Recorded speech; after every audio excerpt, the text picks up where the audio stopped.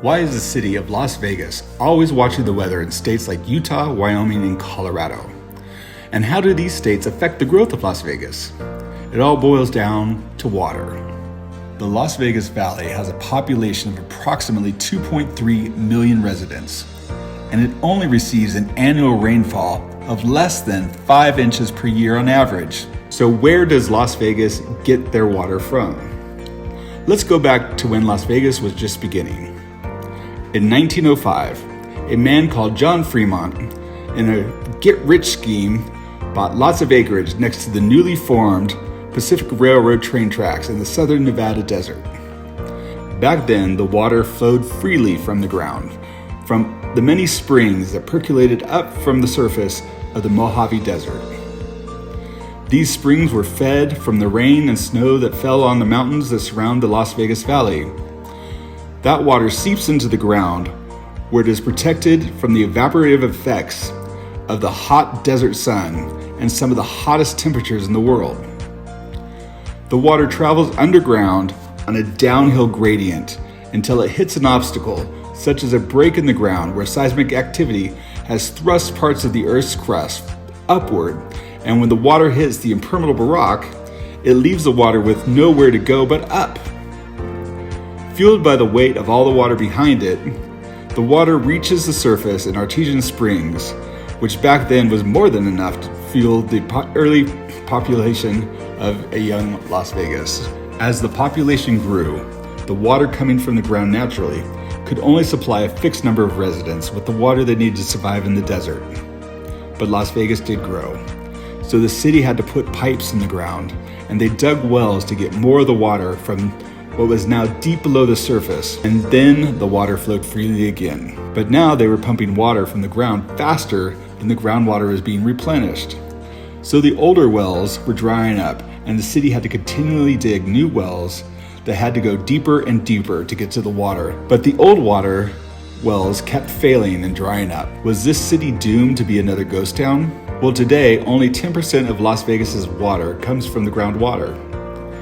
This is because in 1928, the U.S. Congress authorized one of the most ambitious building projects the U.S. government has ever undertaken.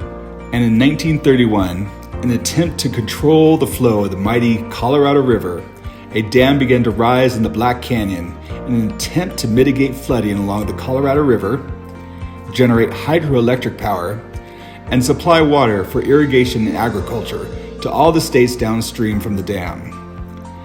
The dam took 6 years to complete, and they called it Boulder Dam, which they changed the name in Hoover Dam in 1947.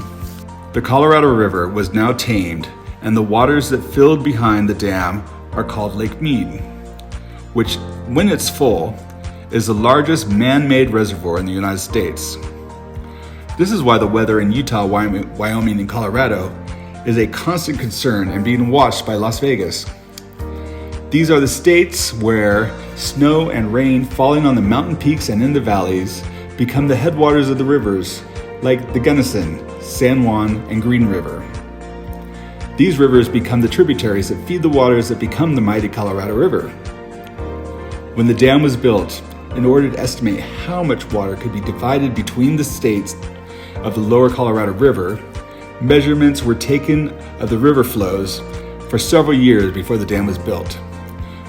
But due to natural and man-made causes, since then, that changed the environment and weather patterns, today we just don't get the same amount of snowpack that we did back then, and the river supplies much less water annually.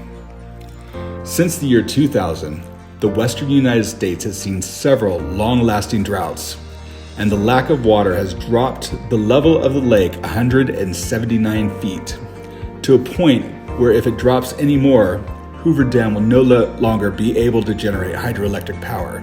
This has caused the U.S. government to force the western states to get together and figure out ways to how to cut back and reduce the amount of the allotted water they have traditionally used for agriculture and drinking. New treaties are being signed between the states all the time.